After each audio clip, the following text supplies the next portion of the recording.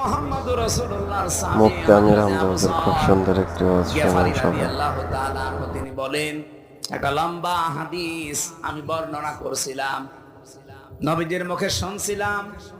হঠাৎ করে আমি এই লম্বা হাদিস মনে রাখতে পারবো না, এই জন্য রাসূলকে আমি আলাদা ভাবে কিছু প্রশ্ন করলাম। হে নবী, আমার বাড়ি তো অনেক দূর, গেফার গোত্রে, প্রায় 83 কিলোমিটার দূর থেকে আমি হেঁটে হেঁটে বিভিন্ন জিনিসে সাওয়ার হয়ে আসি, কখনো ঘোড়ায়, কখনো গাধায়, কখনো খচ্চরে। আর এরকম রাজশাহীর মতো বিশ্ব রোড না, রাজশাহী নওগাঁর মতো বিশ্ব রোড না, ওটা পাহাড়ি এলাকায়। 83 কিলোমিটার দূর থেকে আমি আসি আপনার কাছে, বারবার আমি আসতেও পারবো না। এসে যখন পড়েছি, হে নবী, এত বিশাল কথা আমাকে শোনালেন, আমার সব মনে থাকবে না, এমন কিছু কথা স্পেশাল ভাবে আমারে বলেন।